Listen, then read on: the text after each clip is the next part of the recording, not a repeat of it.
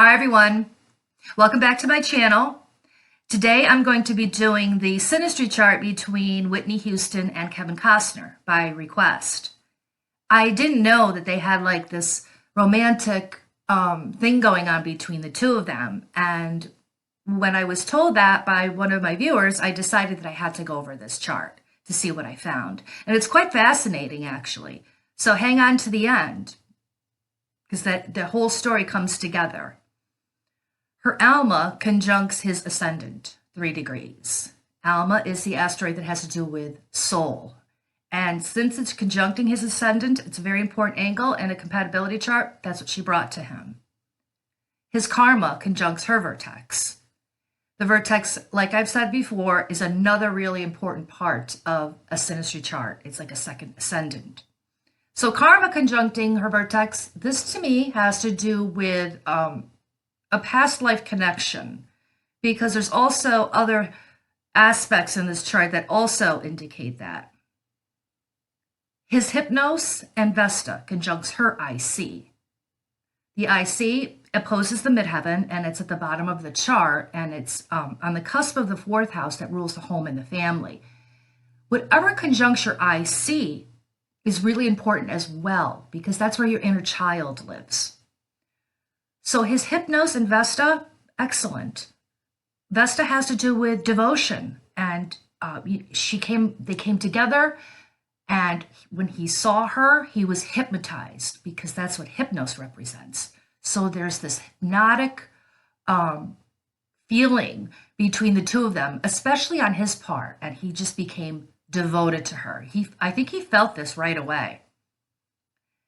Now, this is really fascinating to me, because when I plugged in all of these asteroids, it just totally makes sense. And I truly believe that this was written in the stars maybe before they came here and reincarnated, because her Agapanor, Saga, Amor, Lauren Bacall, and Fama conjuncts his midheaven, all less than 2 degrees.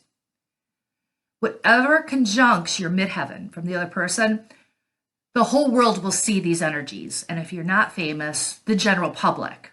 So all of these asteroids holding hands, I'm going to break it down, and I'm going to tell you what it means. Agapanor has to do with unconditional love and friendship. And this is all coming from her, right on his midheaven. And the midheaven has to do also with your career. And I think that all this asteroid clumping, it really ties into the movie. So Agapanor, like I said, unconditional love and friendship. Saga has to do with stories, long stories. And in this case, to me, this would signify the movie. Amor has to do with love. Lauren Bacall, that asteroid, yes, there is an asteroid called Lauren Bacall, and I think this has to do with the her role in the movie. And Lauren Bacall, and if you don't know who she is, she was romantically involved with Clark Gable, I believe. But we have Lauren Bacall here and fame. So we have unconditional love from her, the story between the two of them, his leading lady, love, and fame. Fame ties into this whole asteroid clumping with the energies between the two of them. Her Mars conjuncts his Agapanor, 2 degrees. And so now we have this unconditional love and friendship on both sides, because her Mars conjuncting that brings extra fire and power to these energies. His Jupiter, Uranus, conjuncts her union, 1 degree. And union has to do with, it's self-explanatory. It's, two people coming together and forming a bond and having a relationship. Jupiter conjuncting that union, it magnified this. So I really think that they felt this very strong connection right when they met. Now, his Uranus is also conjuncting her union, so this happened quite suddenly and out of the blue. But his Jupiter and Uranus is also conjuncting her North Node as well. Those two planets, it's 4 degrees and 5 degrees. So Jupiter conjuncting her north node. This is a very optimistic, and he brings her a lot of positive energy, and he's a good luck charm in this aspect between them. And this was like also one of the underlying themes of the relationship, because whatever conjuncts your north node from the other person, that would be one of the themes, or basic theme of the two of you. Now, his Uranus is also conjuncting her north node. This, to me, it signifies an on and off sort of relationship. You don't know what to expect. And it's kind of like everything is going wonderful, and then for some reason, due to the Uranus energies, things will shift. And this makes sense to me because there's planetary aspects between the two of them, which I will get to, that validate this energy conjuncting her north node. Now, her Chiron and Lova conjuncts his vertex. And I've explained before about Chiron. To me, it brings pain into a relationship more often than not. I've talked so much about Chiron in the past, and I've seen it rarely be a healing sort of energy, because Chiron is like a wild card.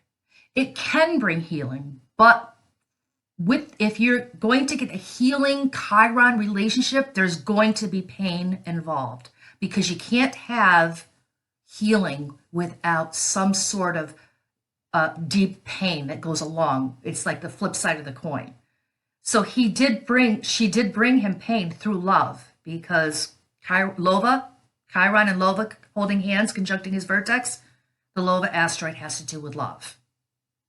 His Psyche conjuncts her ascendant 2 degrees, and Psyche, another Lova asteroid that has to do with love, passion, and soul. So there's a lot of very strong connection between these two, and love as well. His Abundantia, I think I said that right, Vera Lucifer conjuncts her moon and Jupiter. Abundantia has to do with good fortune and a bonding effect. Vera has to do with truth, and Lucifer has to do with pride and arrogance. So these 3 asteroids conjuncting her moon, this is going to affect her strongly. You have to pay attention to whatever asteroids conjunct your moon, as well as your sun, and the angles, like I said before, because you want those energies to be good. Now, these are actually those 2 asteroids are really nice. Lucifer can be problematic because the person maybe have, arrogance and pride towards you. But in this case, she gives him the same energy back. I will get to that placement as well. Now, it's also, all those 3 asteroids are also conjuncting her Jupiter. So all of these energies become magnified. Her Pholus conjuncts his Eureka, Semper, and Mercury. Interesting, because these 2, they love to talk. I mean, especially him. They had just like very long conversations that I can see him like not shutting up once they got together, because her Pholus conjuncting Mercury, that has to do with an explosion. Pholus is like a mini Jupiter, and it will expand the energies of whatever it conjuncts. So her Pholus conjuncting his Mercury, talking and talking. I would imagine at one point she probably said, "Will you shut up already? We have work to do." So also, her Pholus conjuncts his Eureka, and that has to do with the energies are, I can't believe it. I'm so satisfied in finding you, and this is like cries of joy and excitement. There she is. I can't believe it. And it's also conjuncting his Semper, and this has to do with devotion and loyalty. So he was loyal to her. The interesting part about this is that there's love triangles going on here, because she was going to marry Bobby Brown and he was already married. But it was frustrating between the 2 of them knowing this the love triangles that were going on. But he was devoted to her, and that also validates his Vesta, love and devotion conjuncting her IC. This is interesting as well, too, and this ties into the saga story, which can also mean past life connections because it can mean a soulmate connection as well, but it also ties into his karma conjuncting her vertex. This aspect, his Grimm and Houston, her last name, PNA, conjuncts her south node 1 degree. To me, this is also a fated connection from a past life. I really do think that they knew each other before, and when they did finally meet, that's why the eureka energy. He saw her. It was like, there she is. So Grimm has to do with fairy tales, and Houston, her PNA. So there's this fairy tale connection between the two of them, which can also tie into the movie. Her Lucifer is conjuncting his IC 2 degrees, and I've already explained the energies of Lucifer. So she as well had pride and arrogance toward him. Like, you know what? If you're going to give me this arrogant attitude, I'm just going to give it right back to you, honey. So this is like really very fascinating to me. I can almost hear them talking to each other, and with the way these energies are playing out, it's telling me what went on between the two of them. Now, his Venus and Saga conjuncts her Tantalus and Whitney asteroid, 0 degrees. This is just, I always get chills when I see the PNAs and how they tie in, especially to personal planets. And in this case, his Venus, that's the love planet. And Saga, there we go again with the long story, the possible past life connection, and just a very strong draw in the interactions between the two of them. And it's conjuncting her Tantalus and Whitney. Tantalus. That energy is like, picture walking through an orchard and you see an apple tree and you want to get that piece of fruit, but you're trying to reach it, but you can't get to it. It's just out of reach. And the only way that you can get it is if you could borrow a ladder or a step stool to get this apple. And there's no ladder or step stool around. So that energy, they couldn't get together on a permanent basis. And that's also validated by the planetary aspects. His Zeus, Poseidon, and Destiny conjuncts her midheaven 3 degrees. This has to do with cheating. Zeus and Poseidon were brothers, and they were both prolific cheaters, and it's a destiny in this situation, and it's conjuncting her midheaven. So everyone got an idea of what was going on here, that he was, you're married and she's involved with Bobby Brown, so what's going on here? But I don't think anybody said anything, but a lot of people saw what was going on, and except for me, obviously, I didn't know anything about it. I did see the movie, but I did see that. So her Poseidon conjuncts his sun 1 degree and Chiron. There again, cheating. So this is also validated by his Zeus and Poseidon. And so she was cheating and he was having, I don't know for sure that they were having a intimate relationship, but this is more than just friendship, people. And it's conjuncting his sun at 1 degree. So that's a guaranteed philandering sort of aspect.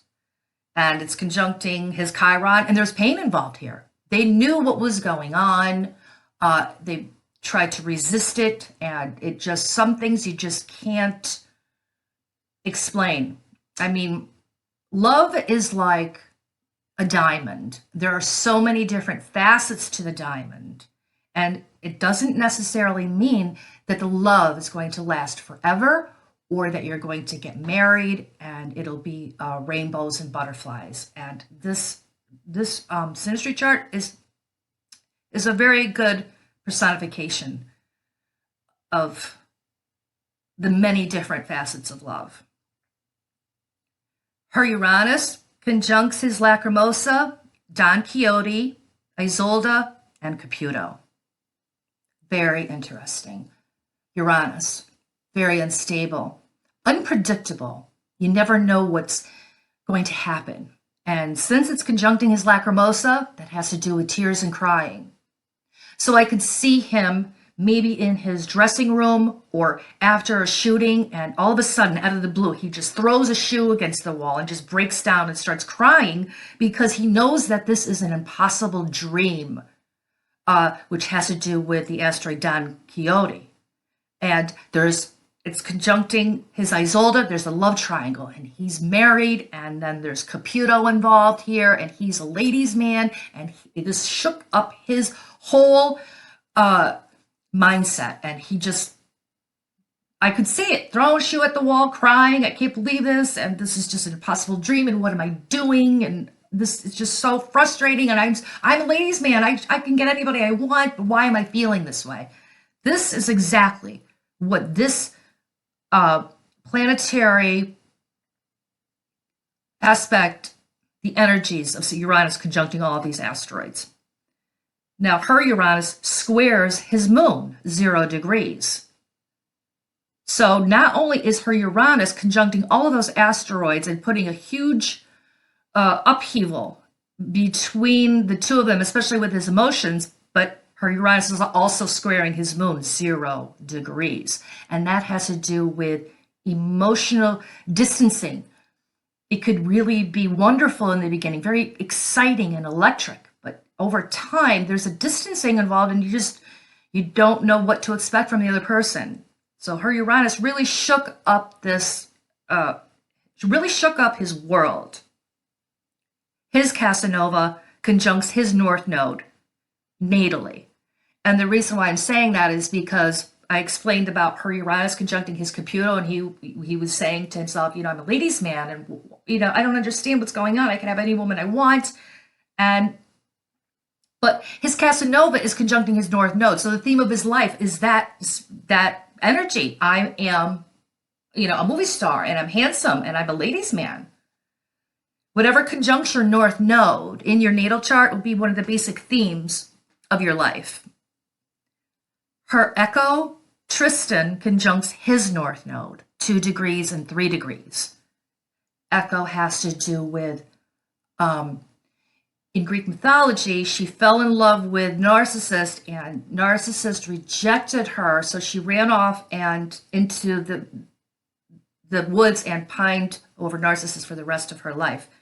It also has to do with unrequited love. Tristan there, that is part of the love triangle. So Echo and Tristan conjuncting his North Node, that was the theme of the relationship for him. He was like, I don't know if she loves me as much as I love her, but we can't be together. And there's this, I'm married to someone else, and then there's Bobby involved. And his Tristan conjuncts her Lilith and Neptune, 0 degrees. So now we have Tristan conjuncting Lilith, which is raw sexuality, and you have not only a possible intimate relationship between those two, but there's the underlying theme of what are we doing, because this is cheating. And it's also conjuncting her Neptune, which is a denial or a fog, rose-colored glasses. Okay, well, let's just not think about who we're involved with right now, because have a bond there's a bond between the two of them, and it's at 0 degrees, and so that's really tight. Now, his Astarte conjuncts her North Node in the 5th house at 3 degrees. So the theme of the relationship for her, there was a lot of arguments, because her point of fortune, just follow along with me here. This is really important.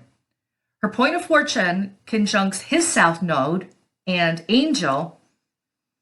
So his Astarte conjuncting her North Node at 3 degrees in the 5th house. 5th house has to do with not committed relationships, non-romantic sex, somebody that you're dating. And the arguments here, it's not like a full-blown argument all the time in the relationship, but there were arguments, and it had to do with the love triangle.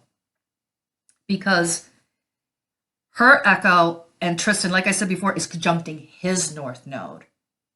So I'm looking at both of the north nodes here to see the basic theme of the relationship, and it's centered around the arguments between the two of them over the love triangles and the unrequited love, because they could not be together. Now, since her point of fortune is conjuncting his south node, that's a past life connection, and it's conjuncting his angel, and he was just heaven sent. He came to her when she needed him the most, and that's why this movie, I think, was so fascinating. The chemistry is just powerful, and I'm sure everyone has seen that movie. Now, to the planetary aspects, there's Moon trine Venus and Venus trine Moon, double whammy on both sides. His Moon trines her Venus, and her Venus trines his Moon. So, double whammy. There's a lot of love, very natural, warm affection that is very often romantic and gentle and very loving, with a very deep connection. They also have, between the two of them, Venus trine Venus, 0 degrees. Very, very powerful as well. But why did this not hold together? I mean, for the obvious reasons, like I've already explained, he was married and she was involved with Bobby Brown. It also, the reason why I think is because, well, not only because of all the asteroid energies that I've already talked about, but there's some planetary aspects here as well that are just very not good at all. Like I said before, his moon squares her Uranus, 0 degrees. That is the tightest orb. That is just powerful. And like I said before, at first there's this electric chemistry, which feels exciting and fascinating, but evolves into an emotional distance. And it's by her, since she's the Uranus person. And she will become, absent or unpredictable, and he needs more emotional stability from her, which she can't give him, and he will become very vulnerable with this aspect. And since his moon is in Sagittarius, he's a very happy-go-lucky person, and with this square by Uranus from her, it just popped his happy hot air balloon. Also, there is Mercury. His Mercury is squaring her Neptune, 0 degrees. There will be a lot of vagueness and lying involved here about the actual truth, which is between them and what is going on. The Neptune person, which is her, conveys, she tries to tell the truth, but it's really lies and just hidden areas that she doesn't want to talk about. And he can't really pin her down to find out what was actually going on, because Neptune is very vague and deceptive. Also, this is one big, another really strike 3 in the planetary department. His Venus squares her Pluto, 0 degrees. Venus squaring Pluto, there's a very unbalanced interaction between these two, because it's a square, and at 0 degrees is so tight, the tightest. And it's a give and take that can't be really, it's not balanced. It doesn't flow harmoniously.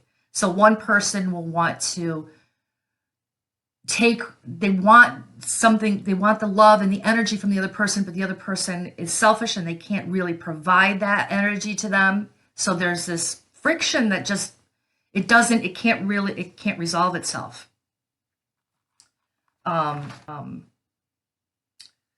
It also has to do with painful breakups. Whenever there's a Venus square Pluto, and this aspect isn't usually present in long-term relationships. You usually don't see it in marriages. I mean, it can be functional, but normally you'll see it in a very common romance between two people, but the breakups are just, it's painful. And the selfishness is there between both of them, and it can't be balanced out for a long-term give and take relationship.